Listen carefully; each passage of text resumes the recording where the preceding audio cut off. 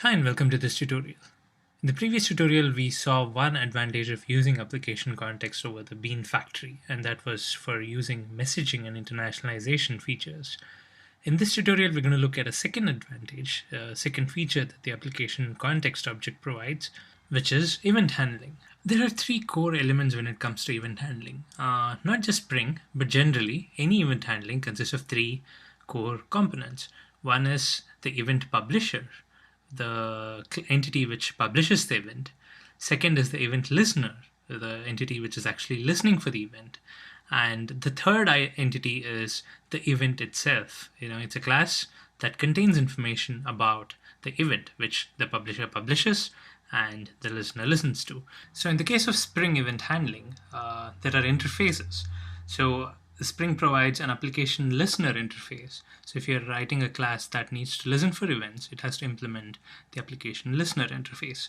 Then you also have the application event publisher interface. So if you're writing a class that publishes events, you want to use the application event publisher interface.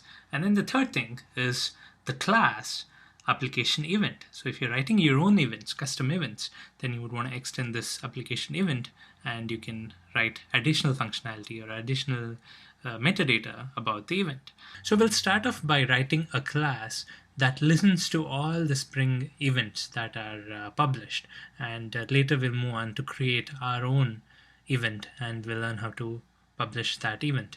So the first thing we need to do is, let's say I want to write a class to listen to all the events. What I do is, first let me create a new class. I'll call this the my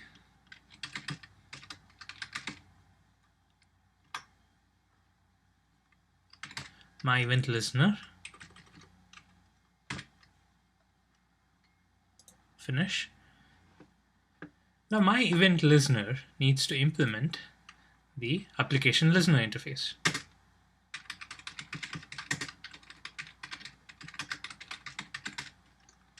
So the application listener interface is provided by Spring. It is in the Spring Framework context package. Now when I implement the application listener interface, I need to implement a method. And the method is onApplicationEvent. So this method is called by Spring when any application event is published. And this method takes in a parameter, which is the application event object itself. And now Spring is going to send the application event object to this method. So what I need to do is, whatever code I write over here will get executed upon every event that is published in the Spring framework. And of course, the event itself is passed on every call. So in order to test this, what I will do is I'll just write a simple system.out.println, and I will just print the event itself. So I'll say event.toString. So okay, this is the event here. I'll call it event. So whatever event is being published, this method is called, right? So the event itself is passed as a parameter to this method call. So I will be taking this event object, I'll do a toString, and I will print that into the output. So I will save this. Now, of course, as with all other beans, I will have to declare this as a Spring bean, and that's all I need to do to register this as a valid event listener. So I can use Spring XML, but now that we have learned annotations, I will use the @component annotation to define this as a Spring bean. And of course, since I have this inside this Kaushik Java Brains package, and this package has been registered to do component scanning, this will be registered as a component just because of this component tag. So let me save this. Now I don't need to do anything else. What this class will do as of now is to catch all the framework related events. We have not published any events of our own, so it will catch all the framework related events and it will print them to string. So let's run this now and see what happens.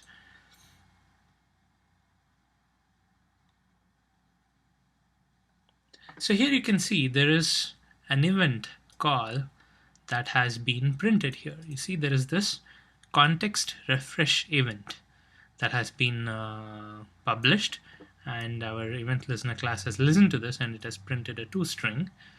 So here you see the startup date and the root of the context hierarchy. So basically what this message is saying is, this message is the toString of the context refreshed event. So the context has been created and refreshed, and that event has been published by the Spring framework, and our listener class has listened to that event, it has got that event, and it has done a toString and it has printed that out. So this is a simple way in which we can listen to events. But now what if you want to publish your own event?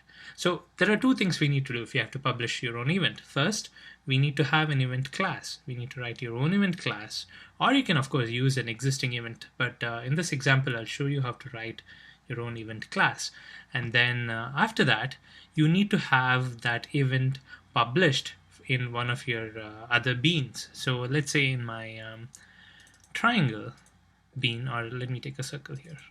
In my circle bean, now let's say in this draw method, I want to publish an event, and let me call that event as a draw event, say. So the first step is I have to create a draw event class. The second step is I need to publish that in my draw method. So let's do that now. I will first create a new class. I'll call this the draw event. Now the draw event has to extend a class called application event. So the application event is the base event class that Spring provides. So whatever custom events you write, it has to extend this application event class. So I will extend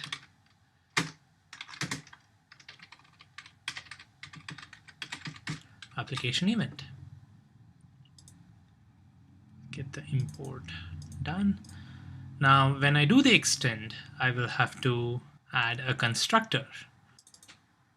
So in the constructor, we'll make sure that the super is called, so the constructor of the parent application event is called. We don't need to do anything here, but what I'll do is I'll override the toString and I'll print my own custom message so that our listener can catch it, because we are doing an event.toString in the listener. So what I'll do here is I will override the toString. I'll write my own toString in the draw method, in the draw event class, and then I will see if that string gets published and it's caught by the listener. So I will write a public string toString and return, let me say draw event occurred.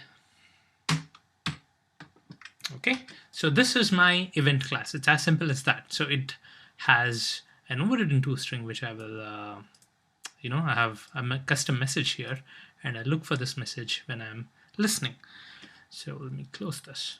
Okay, so now that we have an event, we will have to publish the event. So I intend to do this in the circle. As I've already told you, I have a draw method here, and I will be publishing this event in the draw method. So this is where I should publish. So in order to publish an event, I need to have an event publisher. Spring provides an interface called application event publisher, and we can use that interface in order to publish events. So I'll create a member variable, private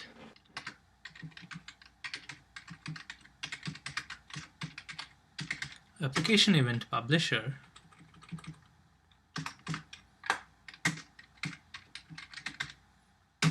publisher. So I will import the application event publisher.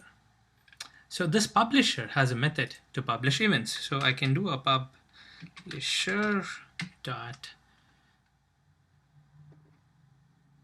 publish event, and this takes a parameter as the application event, and I can publish my draw event here. So what I'll do is I'll first create a new event.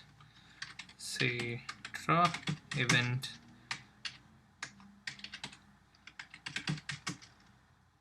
equals new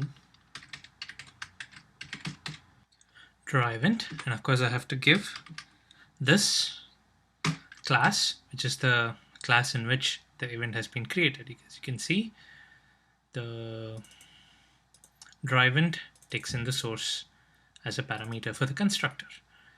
Okay, so now that I have this draw event, I can publish this draw event by passing it to the publisher.publish event, and then this event gets published.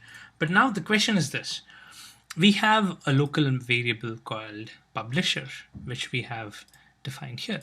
Now, how does this value get set? We have to ask Spring to set the publisher to this so that we can use the publisher in order to publish events. Now, how do we get a handle to the publisher?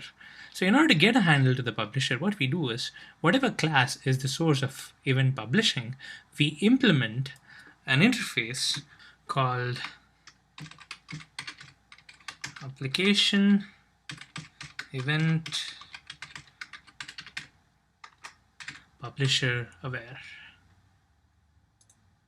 I will import this.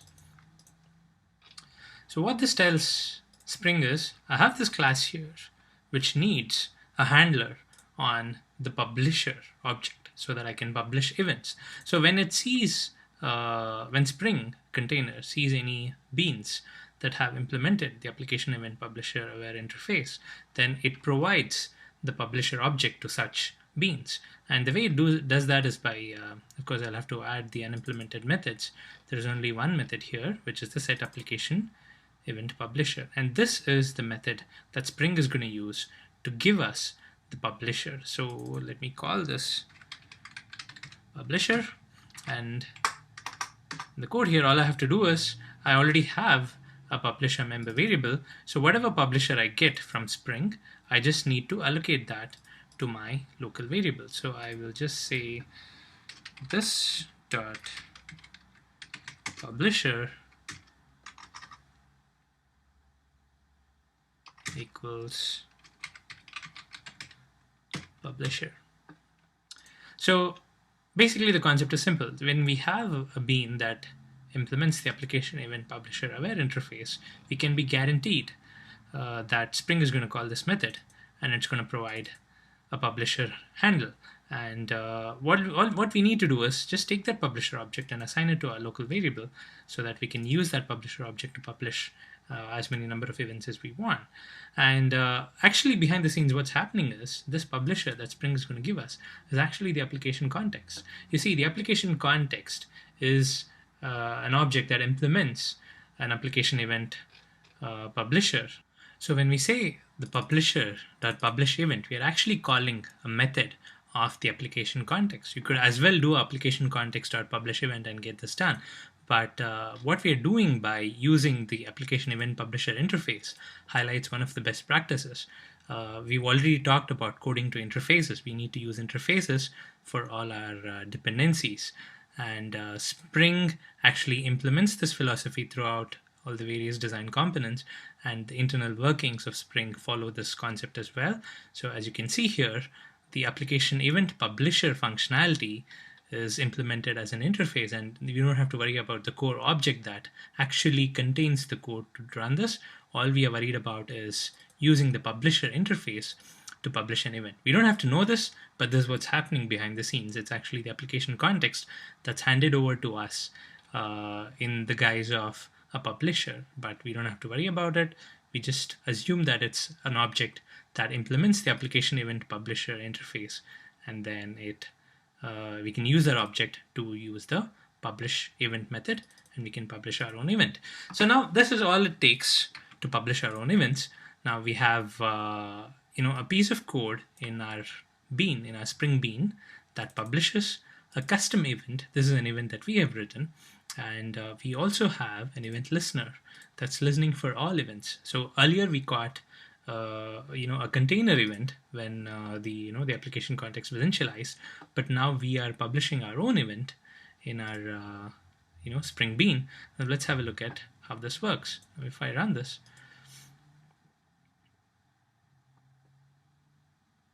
Well, there you can see draw event occurred, message is printed. So what's actually happening is the context is initialized.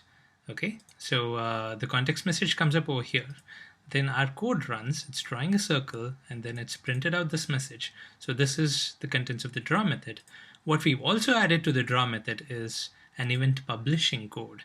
So we have published the draw event over here, and then what happens is our event listener is going to listen for that as well. So this method is called, and the draw event is passed over here, and then we are doing event.toString, which means that this method is called, and our custom code is executed in our custom event, and that that message is output over here. So this is an overview of how we can use the event handling functionality of Spring, and we can catch events, we can listen to events which are published in the container, and we can also write our own events and publish them as and when required.